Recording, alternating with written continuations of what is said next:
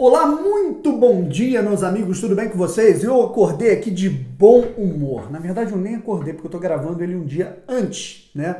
Mas é aquilo, a gente grava com antecedência aquele quadro que é muito especial. Modéstia à parte, é o meu quadro favorito aqui no canal e talvez seja o de muita gente. Apesar de não ser aí o quadro com o maior número de audiência, mas vou te falar, cara, eu sempre reitero isso nesse quadro. Eu não ligo para audiência nesse tipo de vídeo, porque realmente eu faço com o maior prazer, né? Fortificar, reconhecer, relembrar a história do Botafogo e do futebol brasileiro é um prazer para mim.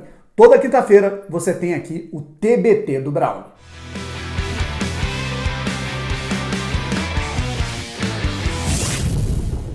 Meus queridos, vamos chegando aqui a mais um vídeo do canal Brown Fogo. E para você que começou a seguir, acompanhar, né, o canal há algumas semanas, né, tava faltando esse tipo de vídeo aqui, né, nos últimos dias, né, na semana passada tivemos um problema técnico e tivemos que adiar essa pauta para esse dia de hoje. E chegou o momento da gente falar aqui sobre histórias do Botafogo. Toda quinta-feira, geralmente, eu coloco um vídeo a respeito da história do Botafogo. É o TBT do Brown. TBT, na linguagem atual da internet, dos jovens, é uma lembrança. E ele remete à memória, lembranças, acontecimentos que ficaram no passado e precisam ser lembrados. E é claro, cara, que quando se trata dessa camisa aqui, tem muita coisa pra gente relembrar. E eu vou começar aqui, né, abrindo, né, com aspas, né, destaques de uma live que eu poderia ter feito antes, mas como ficamos aí abarrotados de assuntos, né, ao longo dos últimos dias, sobre Botafogo SA, contratação, teve polêmica de Yaya Touré, teve tudo, né? O que não falta é conteúdo do Botafogo nesse momento, mas eu acho que chegou o momento, né, da gente falar um pouco sobre, dar destaques, né, na verdade, a respeito de uma live, né, que aconteceu há 6 dias atrás, na última sexta-feira, né, onde eu trouxe aqui como convidado para uma live para falar de Botafogo de futebol, Mauro Betting. Mauro Betting, que é o meu grande ídolo, assim, no jornalismo hoje em atividade. Claro que eu tenho outros ídolos, né, que infelizmente já se foram, João Saldanha, Armando Nogueira, Nelson Rodrigues, né, nomes não faltam. Mas eu acho que em atividade hoje o Mauro Betting é o meu grande ídolo, eu tive o prazer, né, de entrevistá-lo, foi uma realização participar dessa live aqui com ele, e ele falou algumas coisas muito interessantes a respeito da história do Botafogo. Eu acho que é o melhor momento possível, né, quando a gente ouve alguém desdenhando da história do Botafogo, desdenhando da grandeza, né, do que é o Botafogo, a representatividade cultural, social, futebolística, esportiva, né, para o Botafogo, né, no cenário do futebol brasileiro e mundial. E o Mauro Betting falou muita coisa interessante a respeito da grandeza do Botafogo, da história do Botafogo, uma história que não se apaga, né? Falou também a respeito daqueles títulos mundiais, né, os títulos internacionais conquistados em Caracas, que ele concorda comigo, né, que não necessariamente são os mundiais de clubes na época, mas são torneios altamente qualificados, né, e que não devem ter a cara, né, de amistosos, e que cada um que reconhece essa grandeza tem essa grandeza para si, né? Como, por exemplo, o Mauro Betting passa por uma situação parecida com o Palmeiras, né, com o campeonato mundial que o Palmeiras diz ser mundial de 1951, né, da Copa Rio, e o Botafogo com os campeonatos da Copa do Mundo de Caracas, né? Então, vamos ouvir, né? Eu recortei alguns trechos dessa entrevista ali que tem aproximadamente 50 minutos com o Mauro Betting, e ele falou muitas coisas interessantes a respeito do Botafogo. A primeira de todas, Mauro Betting diz que sem Garrincha não tinha Copa em 62, e sem Botafogo não tinha pentacampeonato até hoje. Ele mais 13 campeões de 58, mas se não fosse o Garrincha, o Brasil não teria sido bicampeão mundial. E se não fosse o Botafogo, o Brasil não teria sido pentacampeão mundial. Ninguém tem tantos campeões mundiais como o Botafogo. Não, é um fato. Por todos os jogadores maravilhosos e grandes equipes que teve o Botafogo tem menos conquistas do que deveria ter. Você pode até falar em alguns casos de arbitragem, que foi prejudicado sim, como em outras também foi, e isso acontece, mas pela excelência de jogadores, é que teve azar, que exatamente o auge do Botafogo coincide com o auge do Santos. Segundo Mauro Betting, rebate, né, os argumentos de quem vive de passado é museu, né, de que o que ficou para trás, né, das épocas dos dinossauros. E ele falou uma frase que para mim foi muito marcante: vive de passado quem tem história, e não necessariamente quem é museu, né? Afinal, né, o que o museu tem realmente são histórias fantásticas, né? E se um clube é considerado um museu, realmente esse clube é muito prestigiado. Ainda mais o seu torcedor. Então, assim, conhecer a história é fundamental. Vive de passado quem tem história, não é quem é museu. E tá falando aqui um cara que sou com muita honra, curador do Museu da Seleção Brasileira, um dos curadores do Museu Pelé. Já falei que escrevi 20 livros, já dirigi 4 documentários, estou fazendo 3 exposições históricas de futebol, Copa de 70, um monte de coisa. Então, cara, contar essa história é fundamental. Ah, não tinha nascido antes. E mais, você não tem o direito de ser apedeuta, de ser ignorante, cara. Hoje você tem esse canal teu, você tem vários canais aqui, você tem internet, você tem YouTube. Velho, você não pode mais ser ignorante, você tem o dever de saber. E repito, se você é Botafogo, se é Flamengo, se é o que for, você é porque tem uma história por trás. E que história maravilhosa tem o Botafogo. O futebol brasileiro, o futebol mundial. E não é porque eu tô aqui, porque eu acho isso mesmo. Não é só acho, é conhecer minimamente. O futebol mundial deve demais ao Botafogo. Como, lamentavelmente, as últimas administrações devem demais a um monte de coisa e, sobretudo, botafoguense. Então, você ter esse resgate histórico não é ser saudosista, é ter história. Vive de passado, Brownie, você sabe muito bem, trabalha muito bem isso, quem tem história, não é porque quem é museu. E por fim, para não deixar passar batido, né, eu não vou colocar aqui talvez o trecho, mas ele fala também sobre o jornalista assumir o seu clube de coração, ter a liberdade. Para ele, o jornalista não só tem a liberdade de assumir se quiser, a não ser ele o repórter, né, talvez o repórter tenha que ter um cuidado a mais, né, o repórter de campo e tudo mais, mas ele deve assumir. Ele acha muito mais justo, assim como eu levanto muito essa bandeira, você assumir o seu clube de coração, mas você comentar com imparcialidade. O Mauro Betti é muito respeitado por torcedores do Corinthians, por torcedores do São Paulo, do Santos, mesmo sendo palmeirense absoluto, né? E eu, particularmente, né, cara, quem sou eu perto do Mauro Betti? Mas estou construindo a minha história. E vocês puderam ver aí no vídeo do Yaya, né, onde eu fiz alguns vídeos aí falando dessa polêmica com o Botafogo com o Vasco.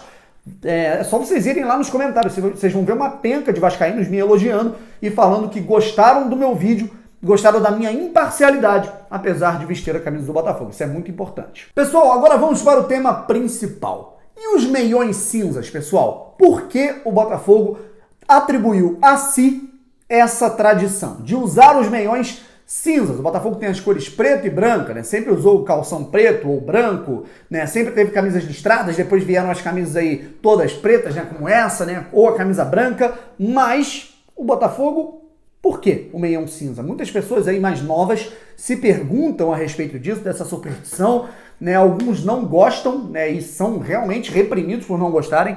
Vou até expor aqui. Eu particularmente, né? Tô falando visualmente, esteticamente, eu não gosto. Eu acho que fica, né? Eu prefiro meião preto ou branco, né? E alguns me rebatem, né? Eu não curto muito não, mas quem sou eu, né? Eu acho que pela tradição, se a tradição e a história falam mais alto, realmente tem que ser usada. E por que elas falam mais alto, a gente vai falar aqui agora. Pessoal, a meia cinza usada pelo Botafogo, que inclusive foi usada pela seleção brasileira, né? Isso eu já contei em um TBT. Vocês podem pesquisar aí, rapaziada. TBT do Brownie, hashtag TBT do Brownie. Vocês vão encontrar todos os vídeos referentes a histórias do Botafogo. E eu conto que o Botafogo, né, ele teve os seus meiões cinzas usados pela seleção brasileira em 2 jogos da Copa de 70. Um contra a Inglaterra e um contra o Peru. 2 jogos decisivos para o título, pro tricampeonato mundial, né, da seleção brasileira em 1970, e o Brasil jogou com o meião do Botafogo, meião cinza, levado pelo médico do Botafogo e da seleção à época. Então, mas por que, né, o meião de fato é cinza? Tem a ver com história, pessoal, história do Brasil, história política do Brasil, tem a ver com Getúlio Vargas, tem a ver com a morte do presidente da República, então, nos anos de 1950, né, em que ele se suicidou, né? Foi realmente uma situação alarmante no país naquele momento. E foi um consenso coletivo, né, de algumas equipes vestirem preto, né, fazerem alguma homenagem, faixa de luto, e o Botafogo, né, iniciou a fila de meiões cinzas, né, porque o cinza simbolizava, né, talvez, né, uma cor de luto, né, naquela época. Eu entendo um pouco por alto, rapaziada, eu vou realmente confessar aqui que eu entendo mais por alto, e acabou que esse meião cinza ele foi dando sorte para o Botafogo, né? Deu sorte no campeonato de 1957, quando o Botafogo foi comandado pelo João Saldanha e acabou sendo campeão, naquela temporada depois de 9 anos sem o título estadual. Depois, o Botafogo parou de usar lá em meados da década de 70, 80. E aí, quando voltou a usar, foi campeão da Conmebol em 93, foi campeão brasileiro em 95. Então, cara, realmente, quando alguma coisa cai na superstição do botafoguense, meu amigo, ela não cai mais. Ela realmente não sai mais, perdão. Né? Pode ser o meião cinza, pode ser o número 7, pode ser qualquer tipo de coisa, né? Realmente, essa coisa, ela não sai da cabeça do botafoguense quando ela, em tese, dá sorte.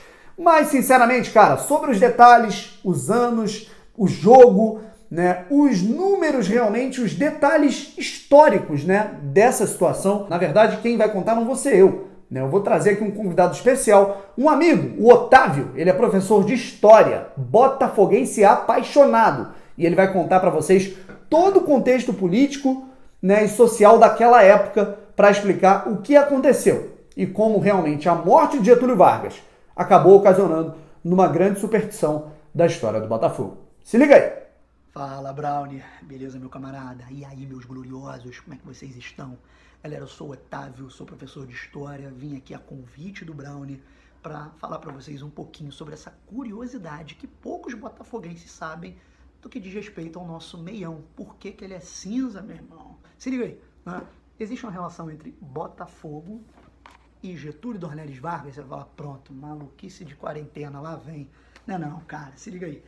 Em 1930, Vargas chega ao governo brasileiro, né, na Revolução de 30 e vai até 1945. Só que nesse meio do caminho aí, ele vai se tornar um ditador em 1937. Na verdade, você vai falar, eu lembro disso, das minhas aulas de história, né? Puxa vida, super, tá? Legal, na verdade, ele vai ser um ditador, ele pega o radinho, né? Atenção, população brasileira. Entendeu? Só que tem um porém, né? Ele é forçado a renunciar à presidência do Brasil em 1945, só que ele promete que vai retornar nos braços do povo. E assim o tio Getúlio Vargas vai fazer. Tá? Vai ser eleito democraticamente presidente do Brasil em 1950. E você vai falar, caramba, e aí? Agora o Vargas não conta mais com aqueles aparatos ditatoriais, principalmente o DIP, o Departamento de Imprensa e Propaganda. Ele não aguenta a pressão, na verdade essa pressão, esse caldeirão político, e vai dar um tiro no próprio peito. Na verdade, então esse tiro pega no peito de Vargas e no coração dos brasileiros. Caraca! Uma grande comoção nacional e tal, todos indo nas ruas chorar a morte de Getúlio Vargas. Pois bem, e aonde o nosso glorioso entra no meio desse processo todo? Tá? Campeonato Carioca de 1954, Federação Carioca, lá vem. Todos os times têm que fazer uma homenagem singela ao nosso presidente.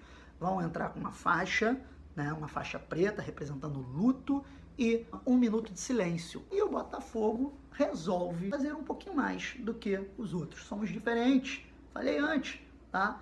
Nós vamos aderir ao meião cinza, a cor cinza nos meiões, representando o luto para o nosso antigo presidente. Legal? Resultado disso, Botafogo e Madureira, Campeonato Carioca de 1954. 2-0 glorioso. Somos supersticiosos ou não? Fala pra mim. É claro, tá? Ganhamos o jogo, o meião da sorte, então ele fica. Legal? Em 1957, ele é tido como oficial e assim permanece até o final da década de 70, cara. No final da década de 70, não se sabe o motivo, não tivemos mais o meião cinza. Curiosamente falando, começamos a perder bastante, né? Entramos num jejum que acabou em 1989 e em 1993, né, o Botafogo decide usar mais uma vez a cor cinza nos meiões. Legal? O que aconteceu em 93? Amados, fomos campeões, cara. E não para por aí não, né? Em 1995, o que acontece? É campeão brasileiro, porra! Eu não posso gritar, eu vou acordar minha filha. Brown, censura esse palavrão aí, beleza? Galera, e aí o meião cinza do Botafogo mais uma vez ganhando a década de 90 e representando grandes conquistas. Depois também, né, em 2003 ele some, desaparece, retoma em 2009 e em 2014 o Botafogo lança um uniforme, o quarto uniforme, que é cinza, tá? A diretoria não fazia ideia o porquê disso, né? Eles foram interrogados por alguns jornalistas da ESPN, tá? Da ESPN, perdão, e aí disseram que não sabia, tá? E olha a ironia do destino, jogou contra a Chapecoense no Maracanã cinza, tá certo? Só que o Botafogo jogou no dia 23 de agosto de 2014. Sabe quando o Vargas morreu? Dia 24 de agosto de 1954. Olha aí, sem querer, homenageamos mais uma vez o Getúlio Dornelles Vargas. Beleza? Pô, falei pra caramba, né? Galera, espero que vocês tenham gostado. Um beijo, um forte abraço. Torcedor botafoguense. Povo que não conhece sua história tá designado a cometer os mesmos erros do passado. Um beijo no coração, um forte abraço. Tchau, tchau. Portanto, companheiros, essa foi a história. Foi uma magnífica história a respeito do meião cinza do Botafogo. E sempre, toda quinta-feira, a gente tem TBT do Brownie aqui, relembrando alguma história marcante do Botafogo de Futebol e Regatas. Pessoal, vamos ficando por aqui. Muito obrigado, até a próxima. E além disso, às 6 horas da tarde, fica ligado que tem entrevista aqui com o Juca, volante que atuou no Botafogo entre 2005 e 2007. Valeu, fui!